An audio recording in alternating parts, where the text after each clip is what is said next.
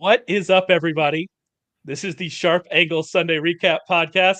My name is Raymond Summerlin. You join us live as I'm watching a field goal kick from the Seattle Seahawks that will determine how good my betting day was. So I really need this kick to go through, but I'm going to try to focus. We're going to try to focus up here for our Sunday Recap Podcast. We do this every week. 7:30 Eastern over on the Sharp Football YouTube. So come and join us. We already got some questions in the chat. We'll get to that here in a second, Tristan. So come and join us. Put some questions in the chat. Commiserate with us. Get sad with us about various betting losses and the missed field goal that we're probably about to watch, and really have a good time. Who's us? I suppose that's a good question. I am joined, as I am every week, by Curtis Hirsch and Tucker Bagley. Curtis, I need you to just vamp here for a second while I watch this field goal and hope for the best. How are we doing, good, Curtis? man. Jason Myers is like a legend these last couple of weeks. He had 20-some fantasy points last week. I think he's going to have a big game again this week, so it's nothing but net. Oh, it's no good. It was no good. Oh, no. And let's cut to Tucker for intro on that. Yeah, Tucker, what's your reaction here? Yeah, it's not great. I feel for you. I feel for the Seahawks, who really had a chance to continue their climb into the NFC. But, yeah. I mean, I'm sure Curtis is happy, right? The Cowboys move up in the NFC standings. I think they're now the top wild card spot after today. So there is some good, I think, to this group of hosts here. There we go. I guess we should just talk about this game while we're at it. I mean, I guess we can lead in. It wasn't what we intended to talk about at the top, but kind of here we are. It was an interesting game because Seahawks defense did really well. The refs, there were some questionable calls against the Seahawks defense, allowed the Rams to get back in. Geno Smith left this game. He took a really hard hit on a throw, hit the ground hard, left with an elbow injury, was having it iced on the sideline, came back in for that last drive with a sleeve on, was able to lead the Seahawks to put them into field goal position, a position to win that game. And obviously they missed the field goal, especially if you're watching live. You could tell from my reaction that they missed that field goal. But I think your point here about the Seahawks and kind of this being a tough loss, they get the 49ers this week on a short week. They also lost Kenneth Walker in this game to an oblique injury. It looks like Geno, I mean, the fact that it wasn't immediate, he came back in. I don't know if that was adrenaline. I'm not sure, but I guess probably Geno plays on Thursday. Kenneth Walker, I don't know. This was a tough loss for the Seahawks. I mean, they're going to make the playoffs. The NFC playoff field is set. Like, there's the only question is who's going to win the NFC South. They're going to make the playoffs, but this is kind of a tough loss for them, Tucker. So I guess first of all, kind of what's your thoughts on Geno, Kenneth Walker, the injury situation, and then I guess the game overall. Yeah, I mean, this is always a tough week for injuries with Thanksgiving coming up. And not only do you have the 6 teams playing on Thursday, you have 2 more in New York and the Dolphins playing on Friday. So that's 8 teams playing on a relatively short week. And normally, if a team's coming up on Thursday Night Football, we basically say, count that guy out. He's not playing, regroup it, and you'll see him next week unless it's something incredibly minor. So the fact that Geno came back, I do think is a good sign. Like you said, it might be adrenaline. I doubt no matter how he's feeling, he's going to be at practice this week, right? Maybe limited participation by Wednesday, but certainly not full participation all week. But then, compare that to Kenny Walker, who's dealing with the oblique injury. That's something that seems like that will keep him out this week. I would be surprised if we saw him on Thursday. And then for Seattle moving forward, I mean, you mentioned it's kind of funny because I think there's a really clear top 4 in the NFC right now. And Seattle is probably the next guy in there, and there's really nothing after them, right? Like there's 7 spots for 6 teams, and even though I think if you compare the top of each conference, the NFC's top 4 might be better than the AFC's top 4. It's completely different because there's about 6 teams in the NFC who I think are worthy of a playoff spot, and it's about 11 teams in the AFC who I think legitimately have a realistic shot at making the postseason. Even a team like the Broncos, who I don't think are really any good. You look at their schedule moving forward, the fact that Los Angeles lost today, I think Denver, they're going off at like plus 550 right now to make the postseason. They have a pretty winnable schedule. They can make it. I mean, the AFC right now, the bottom of that conference, is just absolute chaos right now compared to the NFC, where it seems like no matter what Seattle tries, I don't think they can work their way out of a playoff spot. It would be difficult. I mean, they do have a decently tough run. They get the 49ers in 2 of their next 3 games, I believe. I believe that's their schedule. But yeah, I mean, there's no other team there to jump up and take it from them. Like I legitimately think it is the teams that are in the playoffs in the NFC are already set, except for the NFC South and who will win the NFC South, the other team. Like I kind of think that that's where we are in there, and so it's kind of an odd situation. Curtis, we had Kenneth Walker leave this game. I assume Zach Charbonnet is rostered in most leagues. We also had Cooper Kupp leave this game with an ankle injury. He came back and was like on the sideline testing it out, but then was ultimately ruled out. So there could be some fantasy takeaways here, some waiver wire takeaways here for those 2 injuries. Any thoughts on kind of that situation? Yeah, it looks like Zach Charbonnet could be a league winner because I did read a quick blurb on Kenneth Walker's injury, and it could be related to a sports hernia. He's always been dealing with something since the beginning of the season, and if he needs a surgery for that, or now we're getting deeper into the season, he's probably going to need a few weeks off. And yeah, Zach Charbonnet could be the go-to guy, and he could have a 3-down workload. But Pete Carroll always seems to find a way to put DJ Dallas, or he's going to sign some greasy veteran. Kenny McIntosh. Yeah, that one year he went out and got Adrian Peterson just for no good reason. So Zach Charbonnet is going to get a bulk of the carries, but Pete Carroll always finds a way to hide one more running back onto the field, and it's weird, but he's definitely worth having moving forward. If you're in some shallower leagues where he's available, that's probably your last chance to spend all your fab on someone who's going to make a big difference. And then we'll see what happens. Zach Charbonnet, I just want to say, Zach Charbonnet is going to be the classic. Well, he's not available in my league player this week. And so all of the cool kids, all the cool fantasy football kids will be happy to tell you how Zach Charbonnet is not available in their league. But what I will tell you is I'm in a 14-team league with super, super, super shallow benches and no IR spots, like 4 bench spots, no IR spots. It gets wild in there, some of the players that are available. And those kinds of leagues, players are available in a 10-team league. Zach Charbonnet might be available. Right. There are leagues where he's out there. And so definitely check on him, because I think you're right. Especially how quickly Kenneth Walker was ruled out. It was really quick rule out for him. Right. That certainly suggests some issues. Sorry, I cut you off with Cooper Kupp. What do you think about Cooper Kupp? Yeah, we'll see what happens there. He's just a weird season from him. He came back in that first game. He was all fire hot, and then ever since then, it hasn't been the same thing. And even today, he absolutely misread a ball in the air where it was a walk-in touchdown. It was like, how does he miss? Cooper Kupp hasn't missed that in 2 years. So he's always obviously dealing with some stuff still from might be multiple injuries. Like I said in a group text earlier, we're in week 11. Everyone's playing with some sort of bump or bruise, and it's hard to list all of them moving forward. But something's up there, that I think Puka Nacua just becomes that this game they seem to turn to him after Cooper Kupp went down. So it's tough to decide. Yeah.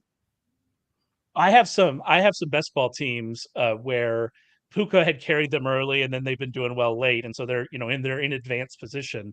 And if this is a serious-ish injury for Cooper Kupp, we could be right back into the Puka Nacua we had early in the season, which was just a monster, an absolute weekly wide receiver one. And I mean, Stafford took a big hit in this game, but obviously came back and led what ultimately Carson Wentz, being the game-winning drive. He's waiting now. Carson Wentz, yeah. So we need Stafford to stay healthy, is what Curtis is saying. And so so we'll see kind of where that goes. But yeah, that's for Puka. That ultimately is the takeaway here. Is we might be right back, especially if your season's done and you're just playing DFS. Yeah.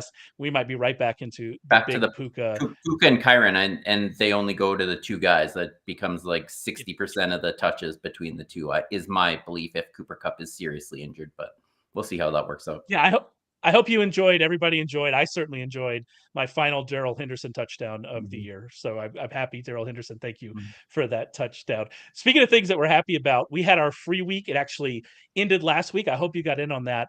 But we were amazing through the free week. We've been amazing all season on our on our recommendations over at sharpfootballanalysis.com. Since the start of November, we're 10-2 on computer totals, 15-5 on elevated plays. For the entire season, a $100 better at sharpfootballanalysis.com using our recommendations would be up $3,924, which is pretty darn good. And we still have those subscriptions available. We still have all of that available for the rest of the season.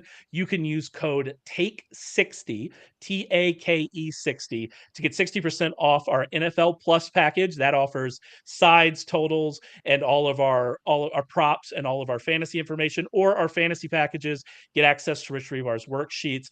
All of that, you can get 60% off with Take 60. Head over to sharpfootballanalysis.com and make sure you check that out. All right, let's get into what we actually wanted to lead the show with, and that is a very simple question, a question that I posed on Twitter that I still do not have an answer to.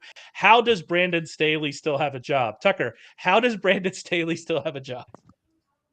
It's a mystery, right? Like it's, you just watch the Chargers every week, and it's funny because when we talk about the Steelers, you see them win, and you often question, well, how did that happen, right? Like the whole thing, they got outgained in every game so far this season, or 9 straight games, whatever it was. But because they have Mike Tomlin, and because they're able to, find some advantages in the margins, they have a pretty good defense, they end up winning. Chargers are kind of the opposite, right? Like they have a pretty good roster. They have a good team. Justin Herbert again threw for 2 touchdowns and 260 yards, and still wasn't enough. Still only put up 20 points, still lost. And yeah, at this point, like, I don't know if there's anyone else to blame besides Brandon Staley and what this team has accomplished. I mean, they're in the same spot they were when he took over. They have a quarterback now in Justin Herbert who is going to be due for a contract extension very soon and has never played a snap of postseason football. I mean, the biggest cheat code in the NFL, and I think it's become cliche, but there's a reason for that because it's true, is having an elite quarterback on a rookie deal, right? That's why the Bengals were able to go to the Super Bowl with Joe Burrow a couple years ago. That's why the Eagles were able to have success with Jalen Hurts and even Carson Wentz 5 years ago.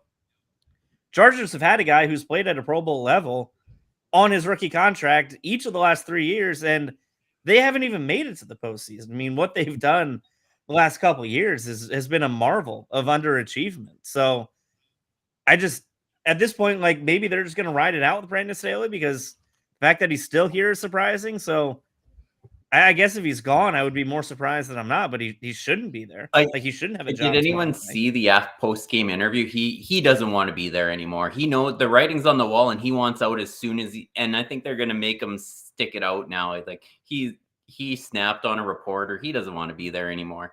And they did make the playoffs last year and then lost in Charger-like fashion on to Trevor Lawrence is like 4 interception. Oh yeah, you're right about that. The loss, but that's their only post-season experience with Herbert. So yeah, Staley doesn't want to be there anymore either. He knows he's not coming back next year. So. And Tucker, I think your point about the contract is good because Herbert has already signed his extension, but this year his cap hit was only, I think, $8 million. 8.5 million. Yeah, 8.5 million. Next year it jumps up to 19.5 million, which still for an elite quarterback, that is a good cap number for an elite quarterback. So I do think Justin Herbert is. But then after that, we're getting into the 30s and the 40s and the 50s, and they can kick a lot of that down the road, and they will, and they'll restructure, and that's what they'll do. But this opportunity with an elite quarterback on a manageable cap hit that you're not even really having to play with money to get to that manageable cap hit, that, like you said, is so valuable. They have 1 more year of that before things start to get a little odd. And yeah, they can't waste it with Brandon Staley. And on Justin Herbert went into like God mode on their last touchdown drive. He ran, he threw an absolute laser to Keenan Allen, and none of it mattered. Like absolutely none of it mattered. Wide receivers dropped passes. Our favorite wide receiver, Quentin Johnston, dropped a pass that at the very least would have put them into field goal range with an opportunity to win the game. I don't think it gets to the house, but it's a field goal. And it was right in his hands. And that was like drop number 2 on a huge play today. But he hit, and I don't want to just pick on Quentin Johnston because, yeah, Keenan Allen had a touchdown pass, hit him literally between the numbers. The point of the ball hit him between the numbers. And he might not have been able to see it. It seemed like there were some shadow things. But anyway, Justin Herbert did everything he could. And my question is this. The defense could not hold on against Jordan Love. And if Brandon Staley's defense, he's a defensive coach, if Brandon Staley's defense cannot hold on against Jordan Love, then what is the point of Brandon Staley? Like it's that simple to me. What is the point of your defense if you can't hold on against him? The Chargers, they're out of the playoffs now. I mean, the playoffs. That's it. Wild things That's happen in the again, NFL. Playoffs feel done. They're last place in the division. Where are we going? What are we doing? It's just a really, really tough situation. And they're now in the twilight of Keenan Allen and Austin Eckler. So you've now wasted Keenan Allen has been absolutely balling this year, and you've wasted his age 31, 32 season. You've got him for one more. Quentin Johnson is not an up-and-coming player. I think we can make an early declare on that. So we're not gonna write off rookie wide receivers. What I will say is I am getting Jalen Reagor vibes. Yeah. I apologize, Tucker. I am getting Jalen Reagor vibes, but I'm not gonna write off a rookie wide receiver. We'll see what happens. Yeah, they're going to have to start over on offense as well within 2 years because Mike Williams is aging. He's now undergone another major injury. So that another concern moving forward for the Chargers. This was probably their last best chance at doing something with a good roster. Mike Williams and Keenan Allen, their cap hits next year are wild. So it might not even be a matter of do you want to keep them as can you keep them with what their cap hits look like. Mm-hmm. And so yeah, it's another situation. And like the Chargers have a positive point differential and they're last place in their division behind a lot of teams that don't. And that is a just damning indictment of coaching. We have a couple comments here. First of all, I want to get to a fantasy question. Start Brandon Powell or Marvin Mims. Curtis, I think my take on that is if you're feeling good about where you are in the matchup, that you start Brandon Powell because he has been getting targets and he's going to get you something. If you really need that upside, hope for the best, you start Marvin Mims. Mims did play more snaps last week. He did run more routes. It didn't ultimately matter. I think he has negative 14 yards of total offense in like the last month. But if you're really like looking for the moonshot, Mims would be it. But Powell is definitely the safer bet. And I would project Brandon Powell for more points. Is that kind of where you stand? Yeah, I think so. Half PPR. He's still probably going to get more points, but I still think back to that Devonta Smith catch against the Vikings where he got way behind the blitzing and whatever Brian Flores was throwing at the Eagles there. And man, Marvin Mims, and that's the one thing Russell Wilson does good. So I can't ever write him off, man. He's so fun to see, and that is Russell Wilson's strength. So maybe Sean Payton dials one up tonight. So let's hope for the best. If you're listening to this after the fact, we do record this before the Sunday night game, so you'll know if we were correct or not, and kind of our approach to this. We got a question here for Tristan. I really want to get to this question for Tristan because I think it's a fair question. Would a one-legged Aaron Rodgers be much worse than Zach Wilson? And I don't think the answer is no. Like, I don't know how we're going to get worse. That game, I believe, has gone – it's not even quite gone final yet, but the Buffalo Bills, as we're recording, but the Buffalo Bills are going to crush the New York Jets.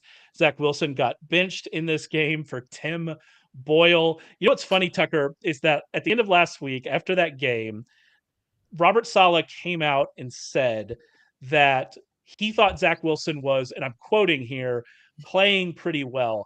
And it's like, as a coach, I know you have to defend your guys and you can't bury your guys on like to the media. You can't do that. But at some point, if you're saying that Zach Wilson is playing pretty well, you're also making yourself look like a clown. And like, you have to go, well, this is how you coach speak your way around that, Robert Saleh. Yeah, well, he's trying. He's working really hard. We've got some things that we need to work on. We need to improve on a team. You don't say that Zach Wilson's playing pretty well because he's not, and he got benched in this game, rightfully so. There are reports. Aaron Rodgers claims he's going to be back by week 16. I don't know what this team will even have to play for by then. Tucker, it looks like a mess. It just looks like an absolute mess. It looks bleak. And to get benched for Tim Boyle, who I think is the least accomplished quarterback maybe in NFL history. I mean, the guy threw 12 touchdowns and like 30 interceptions in his college career and somehow latched on, and he started 3 games for Detroit a couple years ago and stunk. So, I mean, maybe they found the one quarterback in the NFL who's worse than Zach Wilson, with shout out to the Jets for being able to do that. But But yeah, I mean, it's weird because it felt like we all saw this coming. Didn't we? Like every week, it's like, well, you can't do it again.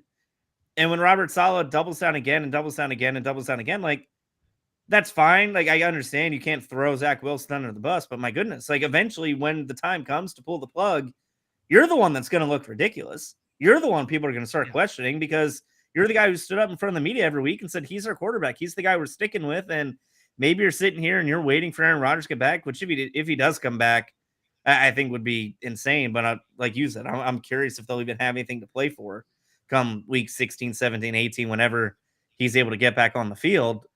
I mean, if you're Robert Saleh and you're in the business of keeping your own job, I don't see how what you've done over the last 4 or 5 weeks where you've committed to this guy again and again and again, then you finally pull him for Tim Boyle.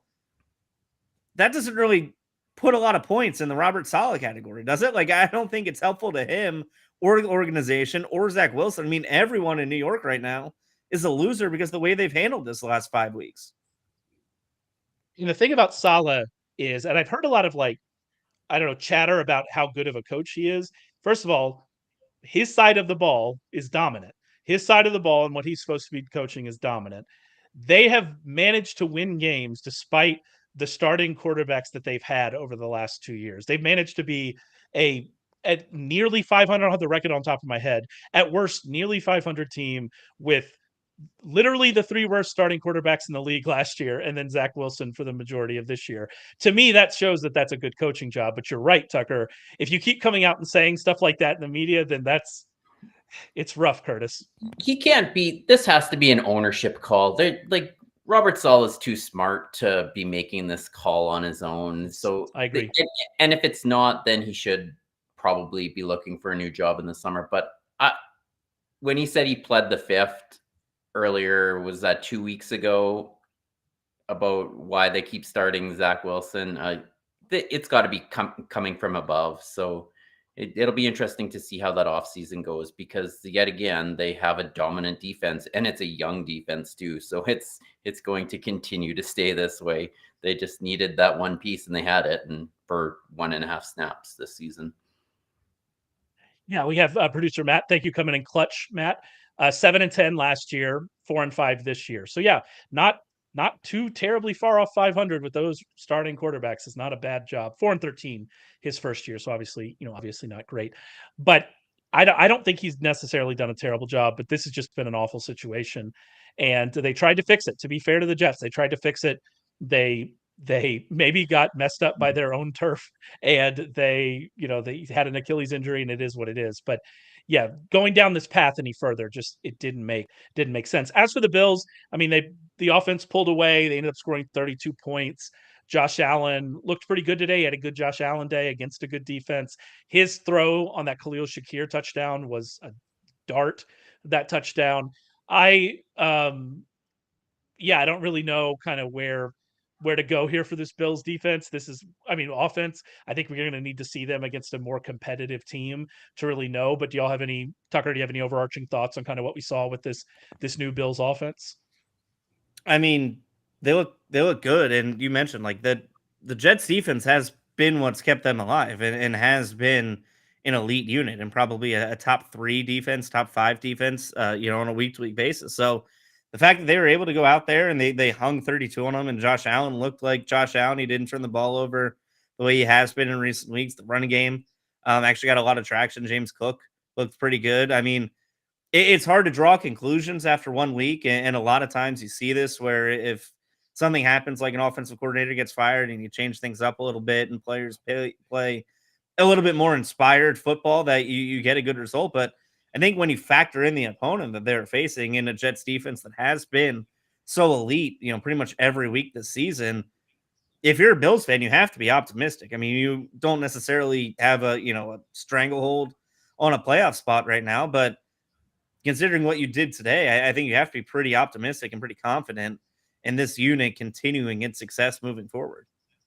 Can I? Yeah, and I mean, they did all of that. Sorry, Curtis. They did all of that without Stephon Diggs really catching anything, and Gabe Davis didn't catch a single pass. So, yeah, maybe that's promising. Sorry, what were you saying, Curtis? Has the offense ever been the problem? I think firing the offensive coordinator was just hiring the fact that the defense is dreadful, and they played Zach Wilson today. So next week they have the Philadelphia Eagles on tap, who are going to absolutely light that secondary up. It's going to be an absolute bloodbath. And the offense has been top 5 in EPA, and Josh Allen probably should be in consideration for the MVP. And they just hid the fact that the defense stinks. And they played Zach Wilson today. So I'm not surprised by today's performance, because I think the offense has been efficient. It just has stuttered at a couple inopportune times that after the defense has given up a lot of points. So it's one of those things. The offense was always really good. Josh Allen is really good. They just make some weird play calls sometimes. I think that he shouldn't have been fired, in my opinion. But the criticism of Ken Dorsey was legitimate, especially after the Dawson Knox injury, and they were forced to move into 11 personnel, and it was pretty stale, and they weren't as good. All of those season long numbers during those weeks, they weren't as good, and so I kind of get that. But yeah, you're right. That's not the issue, and this matchup was not a matchup that was meant to test that issue. And so it's really, not that surprising that they were able to do what they did. We had some other kind of big favorites this week. We had the Cowboys big favorites, Dolphins big favorites, Lions pretty big favorites as well. All three of those teams struggled a little bit. I mean, the Cowboys were able to walk away in the fourth quarter, but the Panthers were within a touchdown of the Cowboys late in the third quarter. So that was interesting. The Dolphins couldn't pull away from the Raiders at all. The Lions needed 17 points in the final 3 minutes to beat the Bears. Any of those performances, Tucker, strike you as a concern, or is it just kind of one of those, I don't know, we know we can walk through this game and we're just going to walk through this game kind of situation? Yeah, I mean, as much as it'd be fun to talk about the Cowboys, they were in clear control of that game. And they put 14 points up in about 9 seconds to pull when they needed to do Carolina. it, they did it. Yeah. And you knew, Bryce Young in that offense wasn't coming back. But I just think Detroit's interesting, because I think it is admirable, and it should be commended, the fact that they keep fighting back and they never quit. And this is back-to-back weeks now where they've had to go through, pretty much the final seconds to beat a team that, quite frankly, they should be, right? Like, I don't think the Bears are as good as the Chargers team they beat last week, but it's just interesting because they haven't beaten a really good team yet. And we had this conversation earlier in the season about them and the Dolphins, about how they haven't beaten a great team. Hold on. I have to step in. They beat the Chiefs in week 1, and Lions fans are always going to bring that up. But since week 1, Tucker, yes, I agree with you. Sorry, I have to be the voice of the Lions fans. So you're welcome, Lions That's fans. fair. Anyway, sorry, Tucker. That's fair. And Kurz mentioned they didn't have Travis Kelce and whatever, but that probably is their signature win. And that's the one thing that when you do make the argument I just did, that's the asterisk next to it. But I mean, right now, they're a team that I think there's a really good conversation to be had of, are they a team you want to play in the playoffs? Because they don't quit, right? They fight. I think what Dan Campbell has done emotionally to that locker room and the way they've been galvanized, they're a team that I don't think if you get up 14 in the first half of a playoff game, they're going to go away. But on the flip side is the fact that they're struggling, to really be on top and play from ahead against teams like this. I mean, could they be a team that gets the number 1 seed in the NFC based on their schedule, and they get the week off and they come into the divisional round, and whoever they play, whether that's the Cowboys or Seahawks or whoever who may have a little bit more playoff experience, can they go into Ford Field and knock them off? I just think it's an interesting conversation to be had, because until we see them, and based on their schedule, and they're not going to have another win like what they had in week 1. I just think these question marks are going to be had, whether they're the 1 seed, the 2 seed, the 3 seed of the NFC, until we see them win a playoff game. Yeah, and I think that Ravens loss and the way they were crushed by the Ravens is going to be difficult to shake for a while.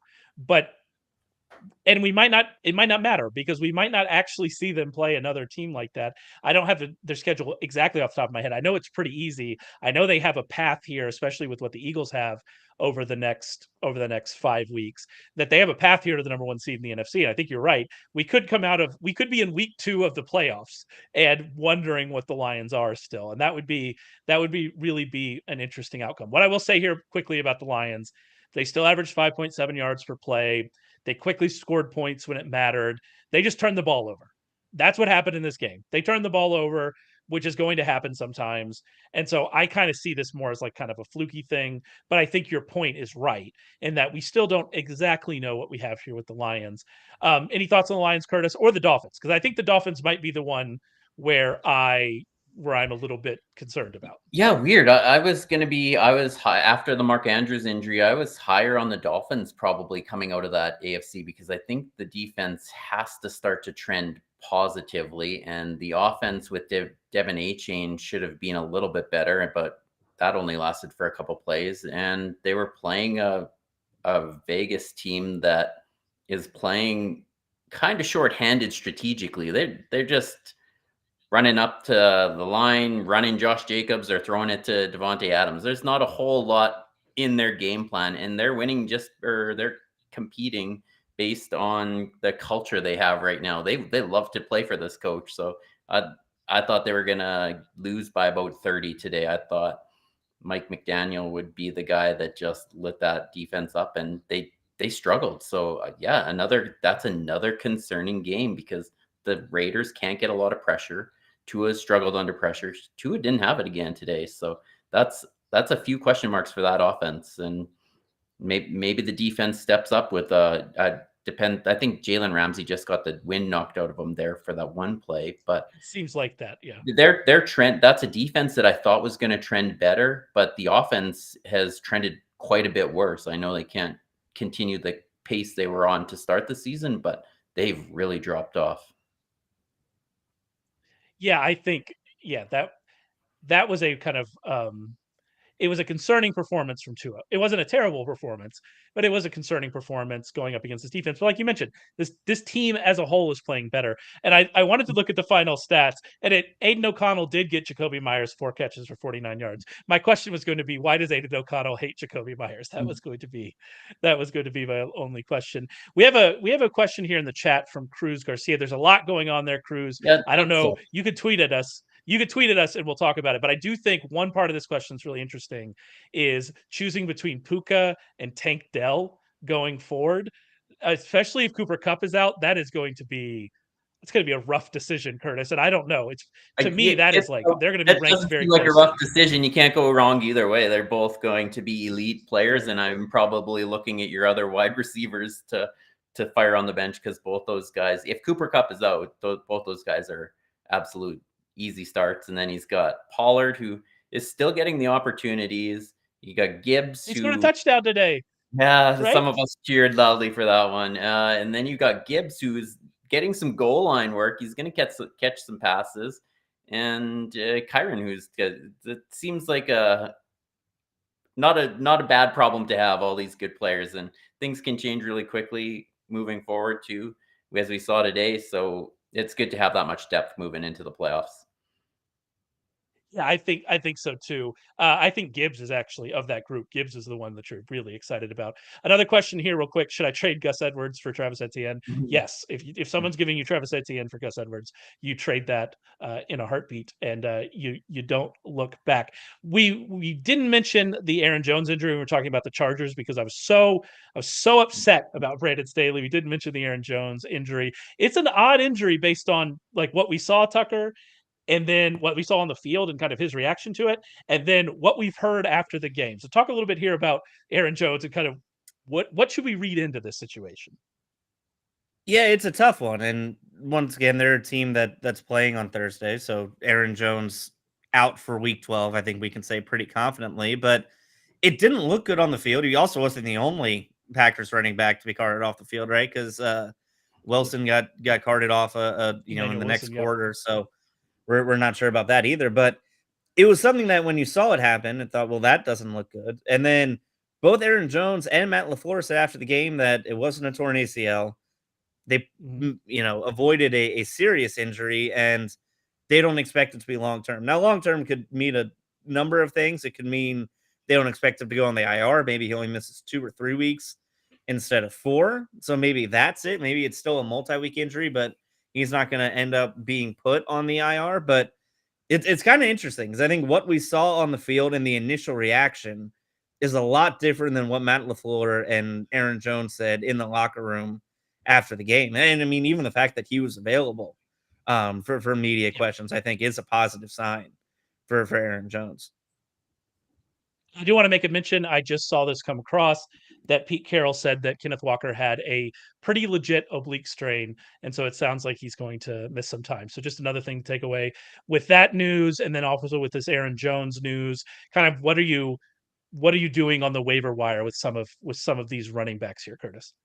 Yeah, we're waiting to see what veterans they bring in. Pete Carroll loves veteran running backs, so I'm assuming he'll bring someone in. The Packers had James Robinson on the practice squad up until a couple of weeks ago, and you had mentioned the name of the young guy that they had just signed earlier. He's a guy, I guess. Oh, I forgot his name already. But I do know him. He was a bit of a thing, but I'll have to go find him while you're talking. EJ Dallas will get some passing game work if they trail the 49ers next week. So it's worth a shot if you need somebody to catch 3-4 passes. I would assume he's going to have a couple receptions. He's one of Pete Carroll's favorites too. He always manages to steal work from the bell cow back. And yeah, so I'm interested on the Packers because I'm not as optimistic about Aaron Jones. This is the aging running back that was kind of day to day for 2 months with a hamstring injury that kept keeping him out. So just these injuries are piling up for him. He's 28, 29 years old. He's not healing as quickly. And the Packers season is coming to an end for playoff chances really quickly as well. So unless they win a couple here really quickly, I don't know if he's going to rush back for the last 2 or 3 games. So I'm paying attention to the backup that they have because AJ Dillon did struggle when he had the lead role at the beginning of the year. Yeah, and we got again, producer Matt Clutch as always coming in with Elias Ellis Merriweather in the chat, who I believe was on the Saints in the preseason. Was he the preseason legend from the Saints, DFS legend from the Saints? I believe that's right. I could be wrong about that. But yes, Ellis Merriweather is on the practice squad. But yeah, I think the Packers will probably bring somebody in if Aaron Jones is going to miss 3 or 4 weeks. And so we'll see. AJ Dillon, I mean, obviously that's going to be the guy, but he wasn't very good in that role early in the season. And once Aaron Jones came back, he was fine again. So we'll have to see what goes from there. Another injury to a running back. We had Devin Achane, who Tucker, it sounds like him missing was just him sitting out the rest of that game felt very precautionary, right? It didn't seem like this was actually a real problem for Achane. Yeah, and as someone who, was excited about his return and made sure to put him in all his fantasy lineups this week, I didn't necessarily appreciate the kids' gloves they handled him with this week. But yeah, I mean, at least that's better than the alternative. And given how he, missed the last, I think, 4 or 5 weeks with the injury, them being cautious, I think makes sense. Especially with kind of the stable running backs they have, right? Like their rushing attack wasn't necessarily an issue with Raheem Mostert and the other guys in that backfield. So I think they were right to maybe be cautious and make sure he's healthy moving forward because he can be a big part of this offense. So the fact that he pretty much was on the sideline, like begging to go back in the game, they told him to hang out and take it easy is a good sign that I think he'll be ready to go for week 12. One more semi-notable fantasy injury to talk about before we hit a few more of these games. Dante Foreman left with an ankle injury. He did not return. He was kind of playing as the lead back early in that game. And then it seems like Khalil Herbert took over after that. Roschon Johnson did have some snaps. Anything from that situation stick out to you, Curtis? No, it just makes the 3-headed monster a 2-headed monster, which is a little bit easier to digest as a fantasy owner because, yeah, the Foreman started out and then Herbert had a few and then they sprinkled in Roschon when they weren't even sprinkling Roschon in. They were playing Darrington Evans ahead of Roschon weeks ago. So it's one of those.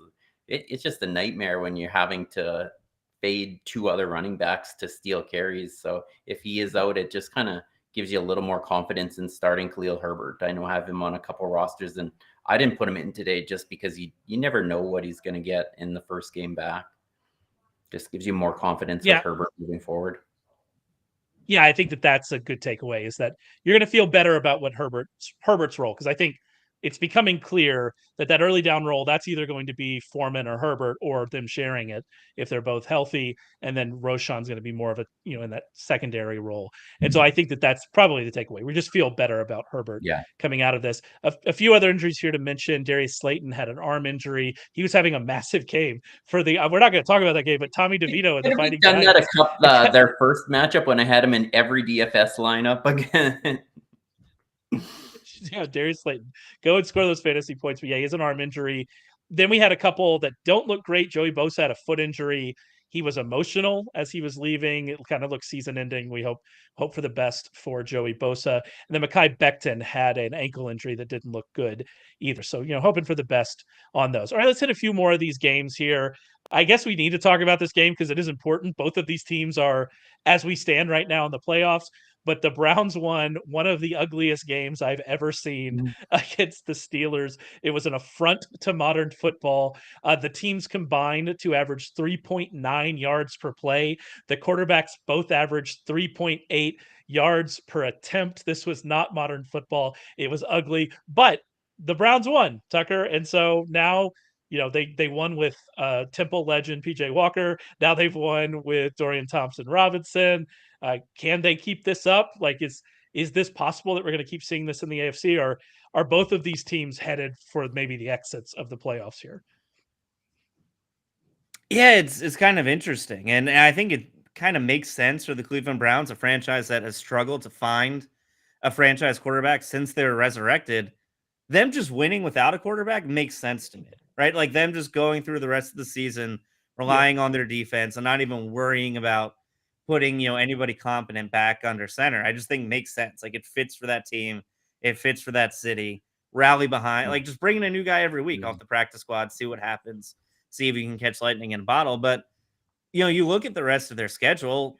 I think they have a game against Jacksonville, might be the toughest one that they have over their last 7 games or whatever. So, I mean, they're a team right now that I'd be surprised if they didn't make the playoffs, which is crazy to say given who they have starting at quarterback. But this is also a theme I think we're kind of seeing around the league this year, where in a year where there hasn't been a whole lot of elite quarterback play, there are a lot of teams that are getting in based on just having a weak schedule or having an easier schedule to where you can get away with having a quarterback, throwing for 4 yards an attempt or under 4 yards attempt. I think Thompson-Robinson had like 160 yards on 45 attempts today. So if they don't turn the ball over and they can, keep their defense in a good position and not hand them a bunch of short fields, they're a team that I don't know if they can go deep in the playoffs or play a team that has a legit offense. But for the teams that they have on their schedule, I think they're going to have no problem getting to 10, 11 wins.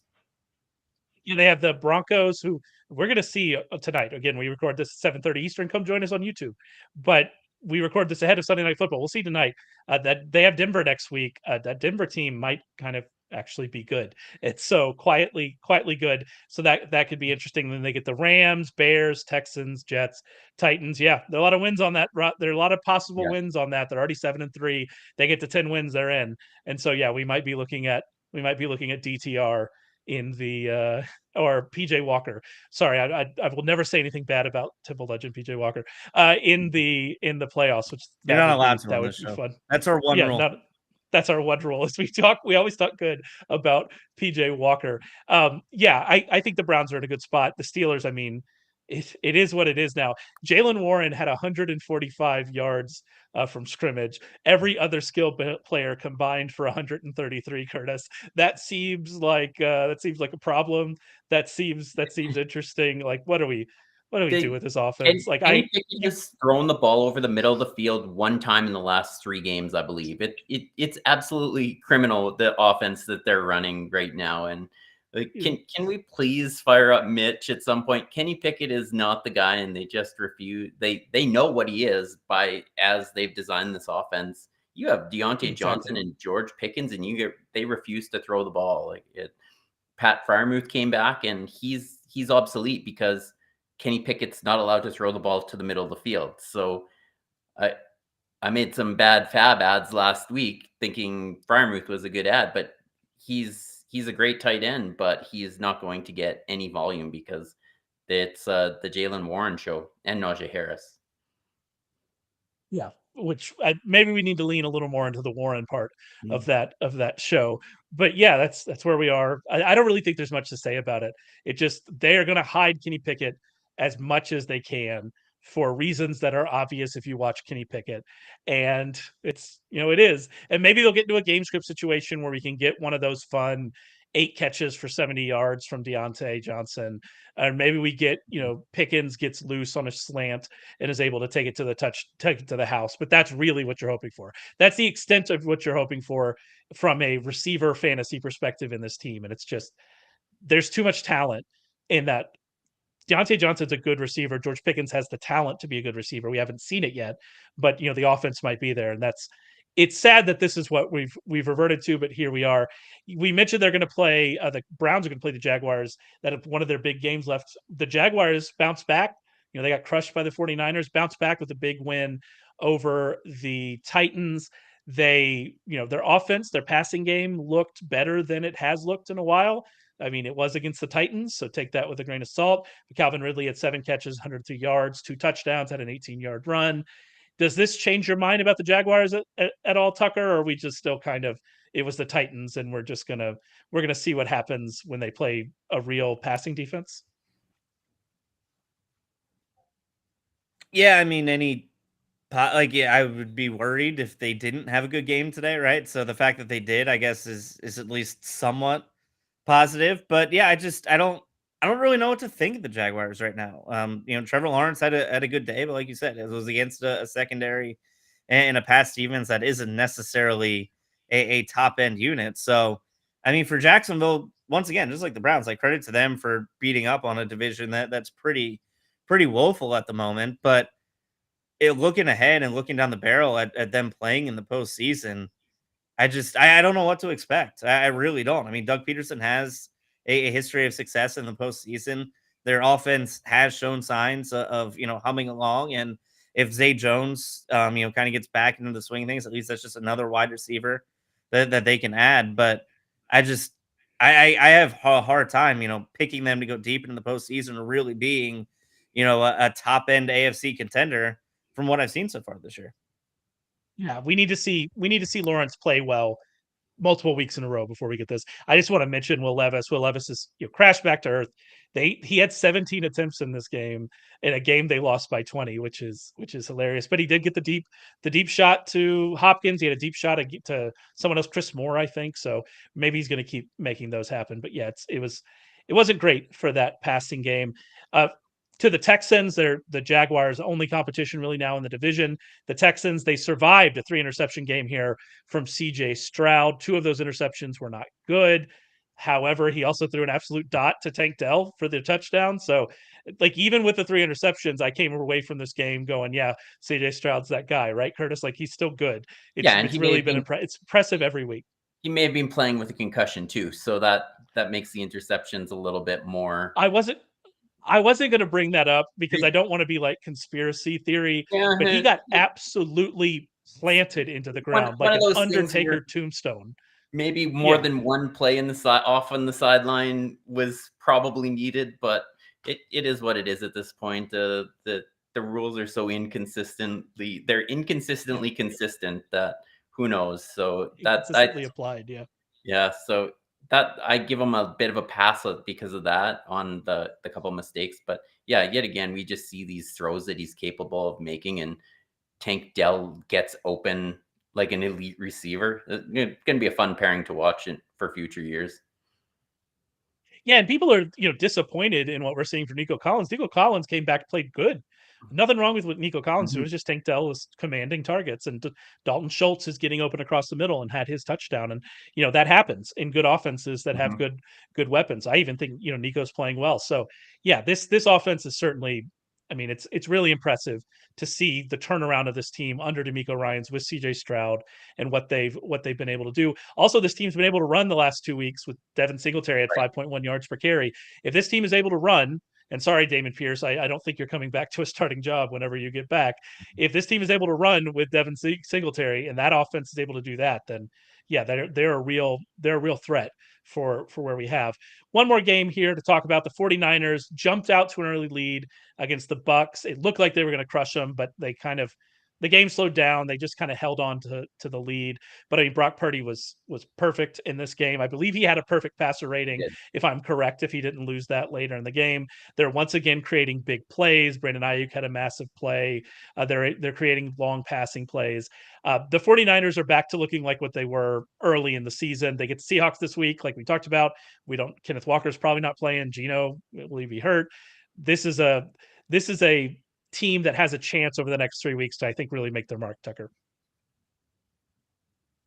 Yeah, I mean, in this game on Thursday, really, if they win that, I think they create enough separation where they're going to win that division, and they don't necessarily have to worry about that. And I mean, what we saw from Brock Purdy this week is what we saw from him earlier in the season, right? And we talked about it a little bit last week that he had a lot of turnover worthy plays. He kind of got away with it, and then they had that 3-game stretch where he was throwing interceptions, and last week he kind of was able to avoid that and keep the ball out of harm's way. And he did it again this week. He was 21 to 25. He had a 75-yard touchdown to Brandon Ayuk. He had a 40-yard pass to Deebo Samuel. I think the tight end Kittle had a long catch as well. I mean, they just look really explosive again on offense. And when you have those two wide receivers and Kittle and McCaffrey all on the field at the same time, it's hard to stop. It's almost impossible to stop. I might say it's impossible to stop, but I mean, if you have those 4 weapons out there, it makes the quarterback's job a lot easier. And what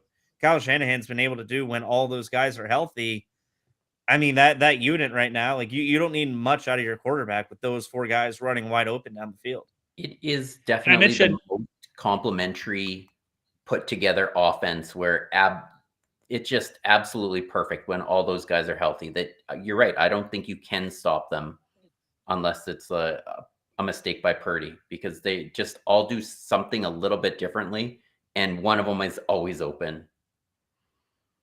We have Michael here in the chat saying Brock Purdy's a national treasure. Michael Huff, who writes for us in his DFS values column, had a bunch of hits in it. DJ Moore and Tank Dell and Brock Purdy himself was in there. So so shout out to Michael. It was a good calls this week.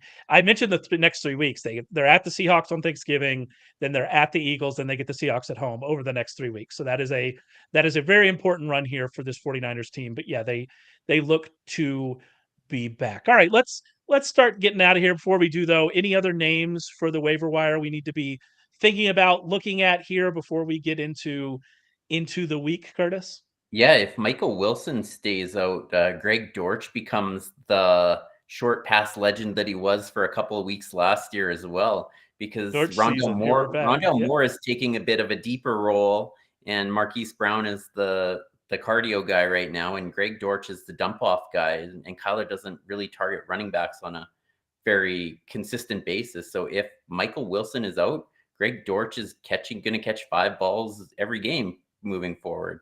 So it's an easy PPR pickup, and he's done well with those touches. He did it again today. Rondell Moore only had one. Did he have 1 catch? It was a big play, but it was a touchdown. Yeah, it was a long touchdown, but it was Kyler's safety. Yeah. He was Kyler's safety blanket for a portion of the season last year, and it looks like if the way they're trotting out that offense without Wilson, he's the safety blanket again this year.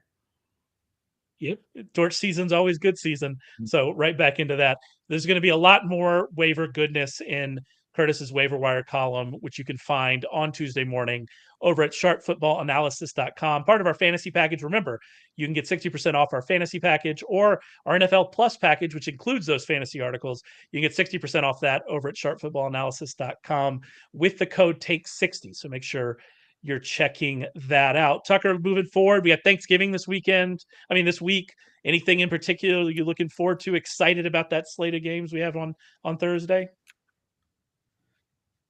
I don't know if I'm excited about it. I mean, it is nice that the Lions are actually good this year. That's one thing that, like, every year when you're watching Thanksgiving football, you know the 12 o'clock game isn't necessarily like the game that you have to tune in for. But I think the Lions playing is good. Cowboys Washington, I don't think it's going to be much of a game. But that game at night, 49ers Seahawks on Thursday. The thing I'm kind of most interested in is where the Jets turn on Friday with quarterback.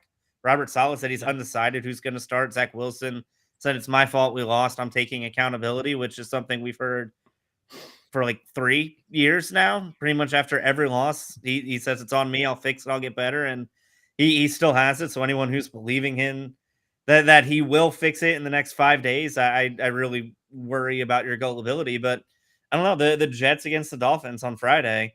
Is Tim Boyle going to get another Thanksgiving weekend start? I hope so, because just for Jets fans, I think any sort of change would be positive at this point.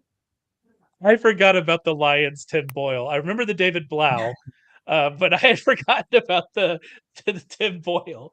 Yeah, we're in a much better spot, Detroit. Things are looking much better. What about you, Curtis? What are you looking forward to this week? Yeah, I'm looking forward to see the Jaguars offense because one more week with Zay Jones, because somehow Zay Jones is the skeleton key to make Calvin Ridley an actual piece of their offense. Like, they couldn't have put someone else in that spot while Zay Jones missed all those weeks. So I'm looking forward to that. And then I'm looking forward to see the Bills-Eagles next week. I think that could be an absolute shootout. We've got two pass funnel defenses with some gunslinging quarterbacks and receivers. So that's going to be a fun one. Yeah, I think that's going to be a really fun game. Thanksgiving, I agree that Thursday night game, but I'm in on that. I'm in on Thanksgiving DFS. Like I said, I'll have something out this week about Thanksgiving DFS. I do love it. I do want to mention for this week, if you're a subscriber to the podcast, first of all, thank you very much for that. We will have a bit of a different schedule this week because of Thanksgiving. We're going to have a big Tuesday night podcast at 8:30 Eastern on our YouTube with Todd Burrows, Ryan McChrystal, and Adam Wild covering the Thanksgiving games from both a betting and a DFS perspective. Can't wait for that. I think it's going to be a really good show. We won't have Rich and we won't have Todd and Ryan on Thursday. I think that we could probably assume Rich and I aren't going to do a 11:30 Eastern podcast on Thanksgiving. I hope that you could forgive us for that. But yeah, we'll be back next week. So just, if you're in a podcast feed, be looking for that Tuesday night show or go and join them on YouTube. Go to YouTube, search Warren Sharp. You can find us. That's it for us. Like I said, go to Sharp Football Analysis, have a ton of content on there this week, and we will be back to recap week 12. Week 12, we're almost there. We'll be recapping it next week. Come and join us.